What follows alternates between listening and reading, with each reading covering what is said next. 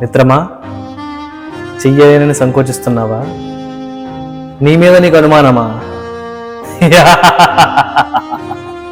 మిత్రమా, నీ ఆరంభమే చావు పుట్టుకల మధ్య అంధకార చీకటిలో పోరాడే వయస్సులోనే జీవితానికి ఎదురెళ్ళి పోరాడిన మొండి ధైర్యం నువ్వు. ఏం చెయ్యలేదని, లేదంటే ఏమి చెయ్యలేనని నీ మీద నీకు అపనమ్మకం. 10 తలల రావణుడిగా నీ బాల్యాన్ని వెక్కిరించిన బంధువుల గుర్తులేదా? నీ పేదరికాన్ని అంగవైకల్యంగా చూపించి నిన్ను 6 అడుగుల దూరం పెట్టిన రోజులు గుర్తులేవా?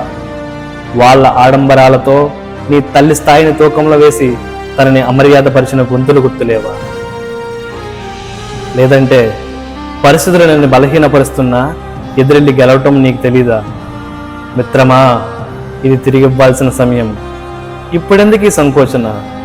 ఒక్క గొంతు దాహం తెచ్చలేని సముద్రమే ఎగిసి ఎగిసి పడుతుంటే ఒక్క అడుగుతో 100 అడుగుల ప్రభంజనాన్ని సృష్టించగలిగేవాడివి.